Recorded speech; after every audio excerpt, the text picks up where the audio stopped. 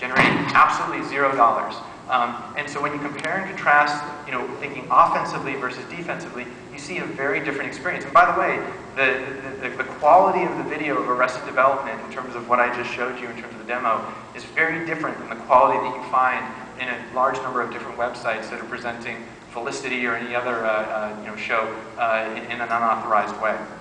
And so the second thing I want to talk about is sort of this notion that the world will not be a path to your door for your content.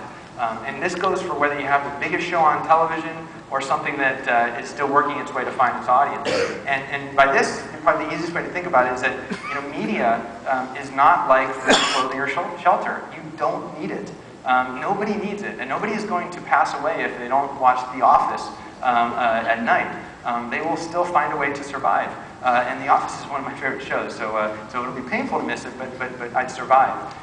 So when you realize that, you quickly come to the conclusion that this is an impulse business. And impulse businesses, the predication of a successful impulse business has to be that you have to make it easy.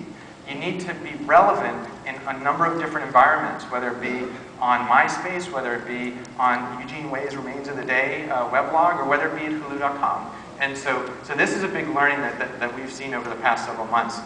And I want to give you an example of the biggest show on television, which is American Idol. The audience of American Idol is 25 million people. And if you read the trades and if you talk to a lot of people, everybody's in awe of that. It's like, wow, 25 million, that's fantastic. And you can call the team at Hulu sort of unusual, and that would be just fine and probably appropriate. But the way that we see it is that, well, that means that the American Idol non-audience in the US alone is 278 million people.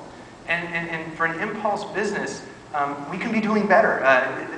There should be a lot more people watching American Idol. And I would argue that if you can take franchises like that and a host of others and make them accessible 24/7, on demand, in a number of different environments and neighborhoods, that you're going to get much closer to the 278 million.